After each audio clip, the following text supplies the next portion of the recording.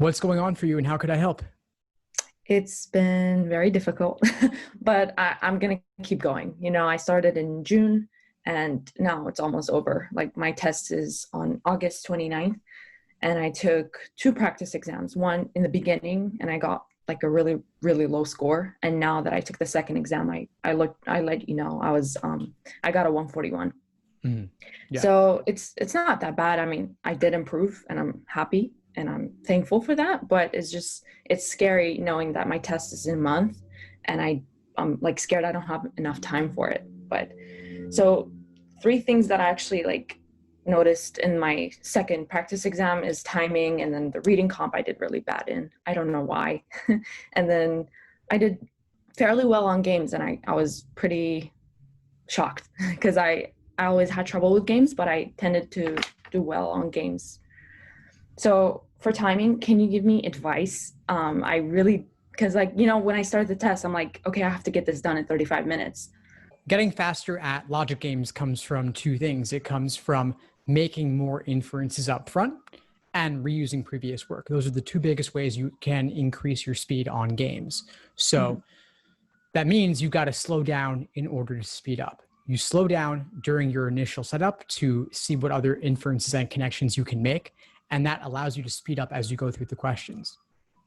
What about logical reasoning? Because on games, I'm pretty much, getting two games, correct. But then on like reading comp and logical reasoning, that's the time, constraint that really scares me. I would say blast through the easier questions.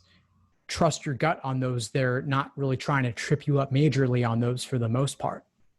But if you were in the 140s, I would also want to make sure that you have a strong foundation in everything they're testing you on now. So you said you were at 141 before. Where are you at the moment now in terms of where you think you might be scoring on a practice test? So I'm currently taking a practice test this like week, but I'm taking it in sections. I don't want to take it all at once because I freak out.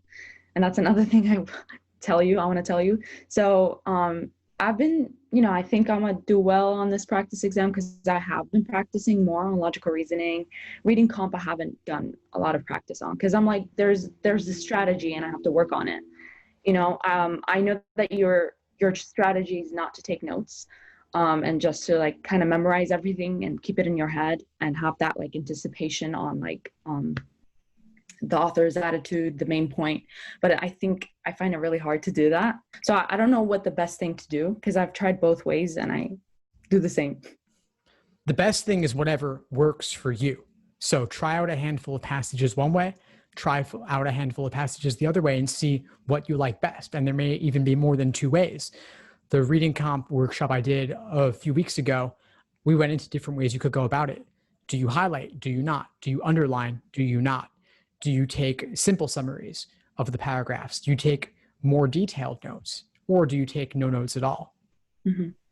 So for, my biggest struggle is timing, and I freak out in the test itself.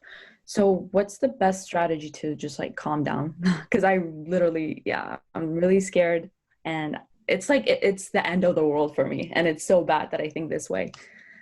Yeah, that's a big thing. So there's a lot of ways you can approach that. And one of them would be to think about, let's say you take the August LSAT, it doesn't go well for you. 3 to 5 years from now, what's the result?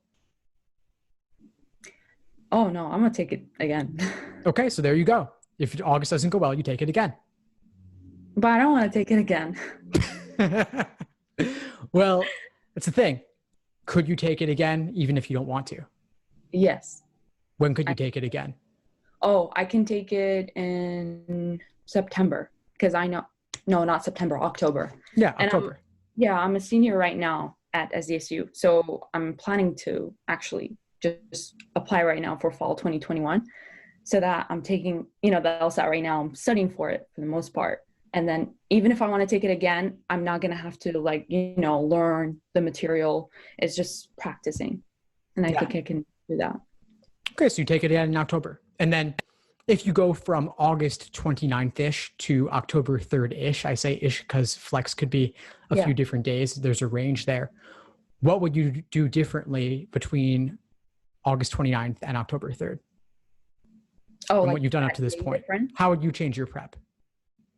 I'm sorry, I don't think I understand the question. Is it going to be like, if I don't take it on the 29th and I do take it on the 30th? So I'm saying it. Well, let's say that the August LSAT you don't feel like it goes well, and you Okay. say, you know what, I want to do October. What will you do with that additional month? Is there something that you feel you could be doing, but that you don't have time to do between now in early August and the end of August? Yeah, I think it's mostly practicing because right now I'm literally so dumb. I'm sorry. I was just gonna say it right now. When I started like taking the test, I did really, really bad. So it's not that I just wanted to get that practice in, but it wasn't even practicing. I had to learn the material. So you know how you say it's a new language, and I had to learn that language. So I think I didn't have enough time to practice, but I had enough time to learn it. So like right now when I do logical reasoning, I'm thinking about the strategy, and sometimes I'm like, oh my God, I forgot how to do it. That's because I didn't practice that much, and I'm just learning how to do it. You know what I mean? So I would mostly focus on practicing than learning, because I did the learning right now. So there you go. So you go forward for the August LSAT, Mhm. and maybe the week prior you're still not scoring where you want to be, in which case you could withdraw and go for Okay. October instead.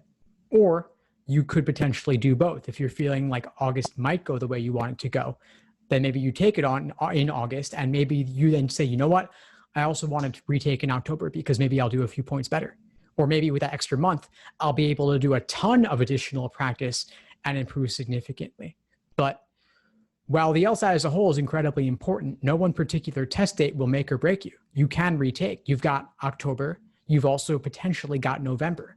And even if you took November, that would be fine for this cycle. Okay. Yeah, because I do have a mentor. She's a district attorney, and she told me that I shouldn't be retaking it because a lot of people, don't tend to score as high as they want to on their second, exam.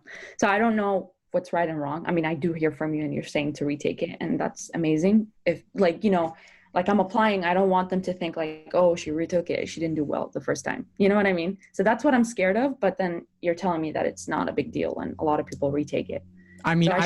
I don't want the district attorney to put me in prison. I don't think she has jurisdiction over New York, but I'm going to disagree with her on this one. And I'll say, Mhm. let her prosecute people. Let me talk about LSAT and admissions policies, because Okay. retaking is totally fine.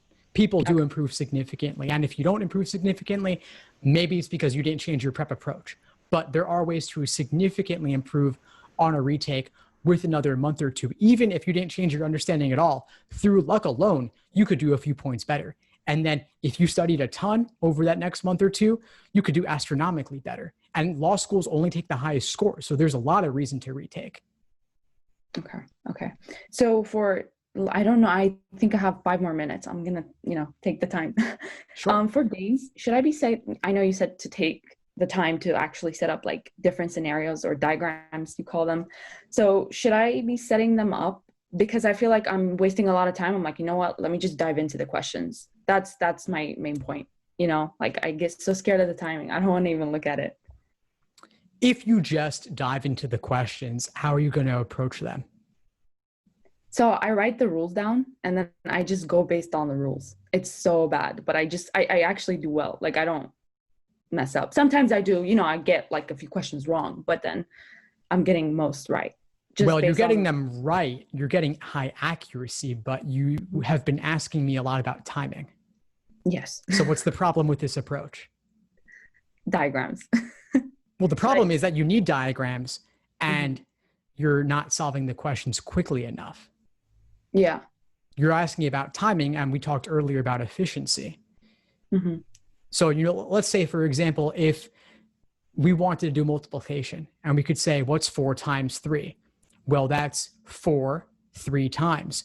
So you could add 4 plus 4 plus 4. Hmm. That's slow, but it's still accurate. Yeah. So accuracy is nice, but on a strictly timed exam like the LSAT, you need speed, which means you actually have to know how to multiply. And making inference is kind of like multiplying rather than adding. It's astronomically faster. Hmm. Yeah. The problem is that when I'm in, like the questions, like sometimes I have like grouping game on the first one. I haven't had a lot of practice with those. So I'm not sure if I'm supposed to do diagrams or not. So I just write the rules. I'm like, you know what? I'll just slow down on the questions and just take my time with it. Wait, hold up a second. I think I missed something earlier that I think is really key. You said you're writing down the rules, but you're not even making diagrams. Is that what you're telling me? No. I don't make the diagram. So I do rules, and then I'm like thinking about like deductions. Like I'm like, okay, Q can't go there because it hates F or something like that, you know? So I already make that inference in my head, and I just dive into the questions. I don't make different scenarios. Does that make sense? Yes, I understand what you're saying. And first off, it's unique, which I think is why I didn't catch it before. That's unique that you're able to do that. Most people can't even do games in their head and get things right, period. I'm not sure that I could. Maybe I could at this point, but most people can't. No, I don't know. I haven't even really tried it just because it seems like it would take so long. Yeah. So the fact that you can do it, being a lot newer to the LSAT than I am, is super impressive. The thing is that there is a certain load, there's a certain point at which it's going to come back to you. Yeah. I think maybe there's like a small number of people in the world who are true savants and can really solve all of these in their head with thinking very little about it. My college roommate was like that. I'm super jealous of him. He like took the LSAT with no study and got in the high 170s. I don't know how that is. Yeah, it's crazy. But I think for most people, it's going to benefit you to write things down. And it might seem annoying in the short term if you're able to do it pretty well without writing things down, like writing down the diagrams. I mean, like even making a main diagram. But in the long term, I think you're going to find that it helps you because the games are meant to push past the limits of normal working memory. Mm-hmm. This is something that will take a while to change your approach on. And so you might not love hearing that when we're less than a month before the August LSAT. But I do think that in the end, your score will be higher because you're able to solve the questions more quickly. I see. Thank you for that.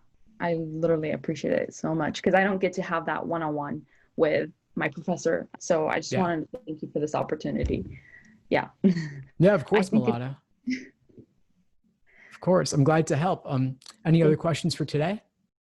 I think I'm gonna let you know how much I get on this third exam, and then I'm also taking one next week. So I'm gonna be taking one like every week, I think. So I can just have that because I have like literally 4 weeks left. So I need to, do well. I hope I do well. Yeah, just give it your all over these next 4 weeks. Take a timed exam, review it in depth, and then think about changing your approach in a couple of those key areas like we talked about, like trying out different reading comp strategies, trying to actually draw diagrams for logic games. And there's a lot of different ways to go about it. You'll find what works best. But be open to changing your approach because I think that could unlock a lot more for you. I mean, it's the fact that you're able to do these things in your head shows me that you're capable of scoring really well on this exam. And the fact that you're not scoring where you want to be, I think, is because you haven't tried out some of these other things, like making the diagrams, like drawing out local scenarios. And then for reading comp, trying out a different approach there to see what ultimately will work for you. Okay. I'll for sure try these approaches and I'll let you know. Awesome. Thank you again, I swear. Yeah, of course. Of course. Before we sign off, what would you say is the biggest insight you got from our call today? Oh, everything. Literally. It's because I told you I don't have that one-on-one, and like timing was really scaring me, but you're also giving me a lot of,